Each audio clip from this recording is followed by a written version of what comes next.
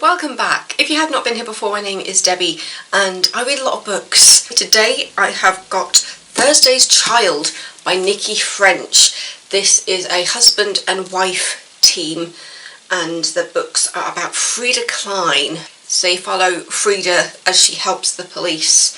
She's like a psychotherapist. Is it a psychotherapist that she is? Basically, I'll just get straight in with that blurb and then I'll talk to you about it. I finished this last night at the theatre, so yeah.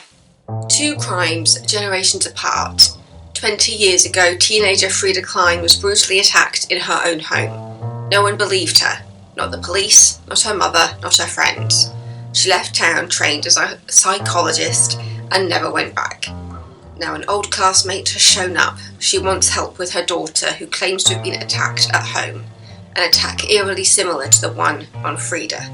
No one else believes the girl's story. Now, with a school reunion in the offing, Frieda returns to the darkness she fled, to the small town that refused to help her and which hides a terrible secret. Because someone at the reunion knows what happened, and they'll stop at nothing to prevent Frieda discovering the truth. So this was 486 pages. It goes like right up to the end.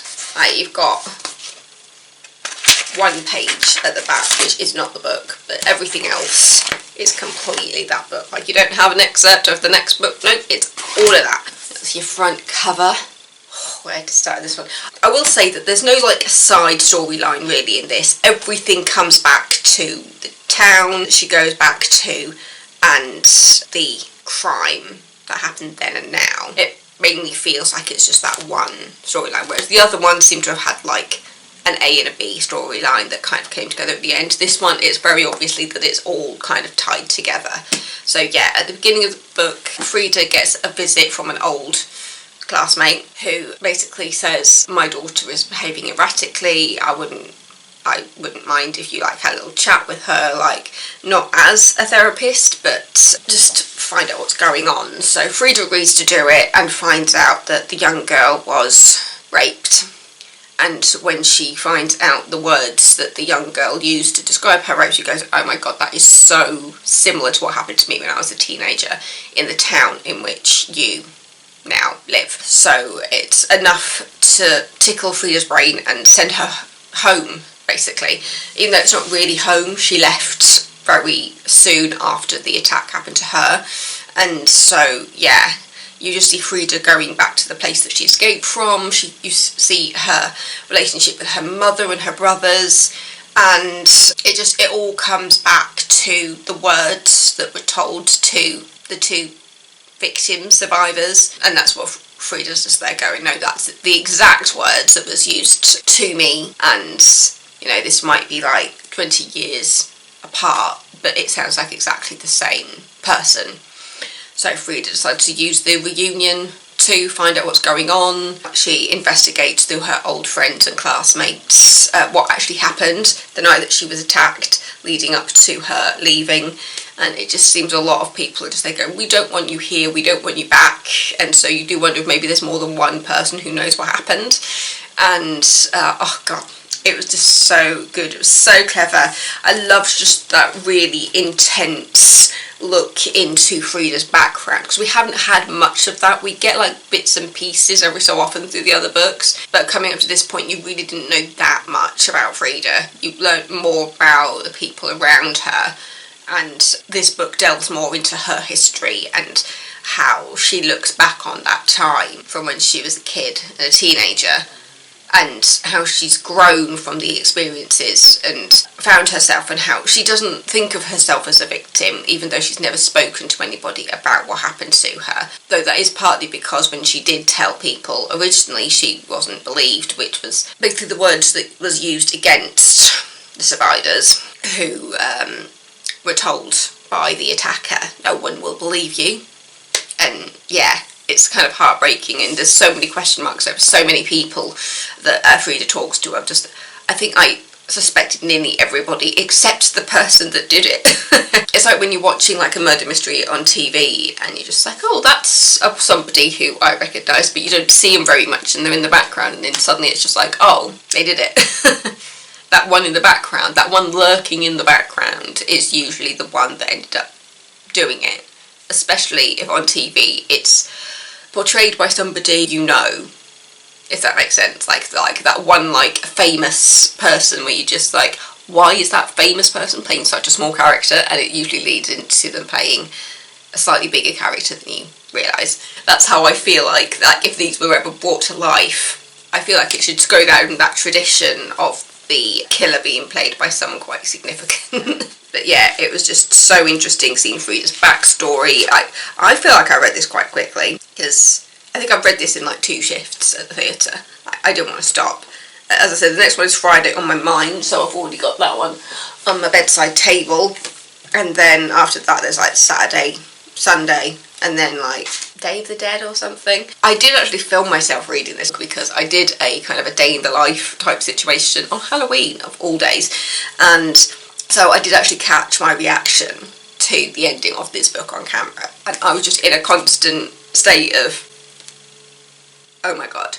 And then as things were coming out, and it's just like, I have a feeling I know where this is going, and I did, and it comes back to that twins from the first book, basically, where Frieda isn't really believed in the fact that she thinks that the twins kind of swap places, and that the murderous twin killed the good twin, and that the evil one is still on the rampage, even though it's thought that the evil one died. So the fact that there's twins in this is...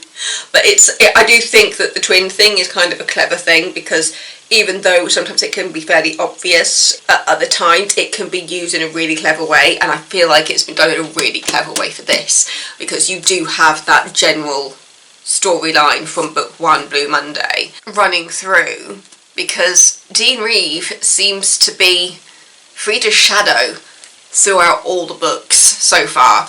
And so it'll be interesting if that final book, Day of the Dead, really focuses on Frieda's relationship with Dean and that kind of killer-therapist relationship, especially because even though Frieda interviewed Alan in the first book, the twin brother, she did kind of get to know Dean through that. So, yeah.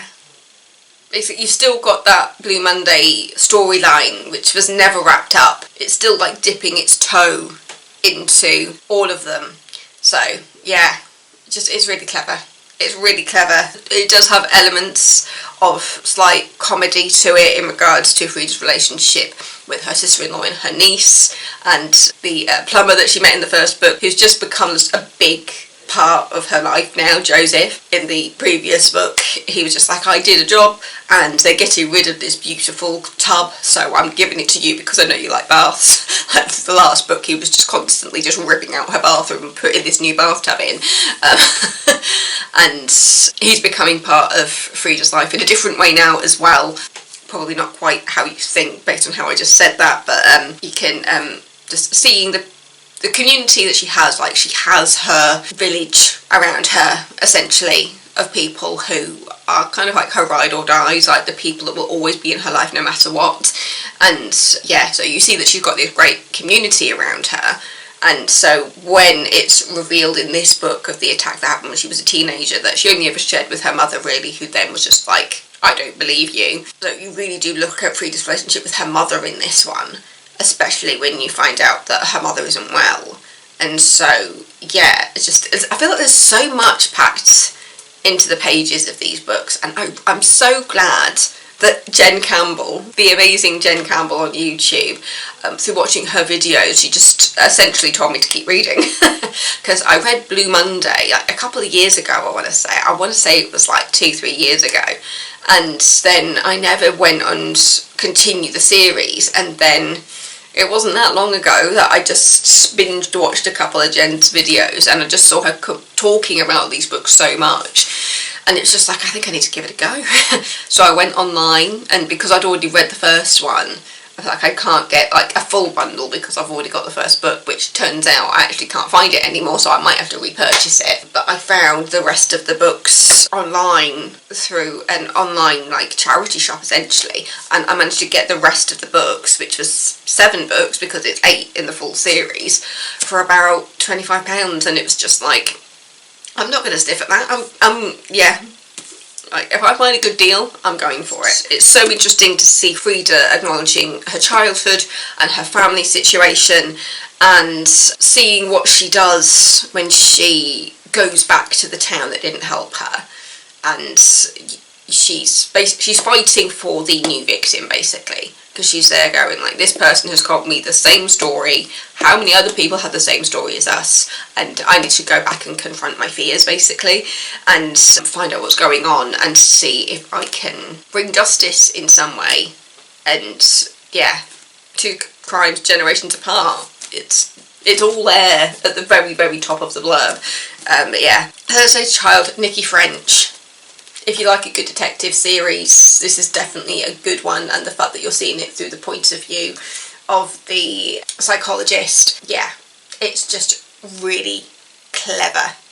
That's the word of the day, it's clever. Yeah. So thank you so much for watching. Don't forget to subscribe if you're not already, and then I'll see you next time with another video. And in the meantime, I'm reading Where the Crawdads Sing on audiobook. I've also just started a Leslie Carl one, which is The Apartment Upstairs.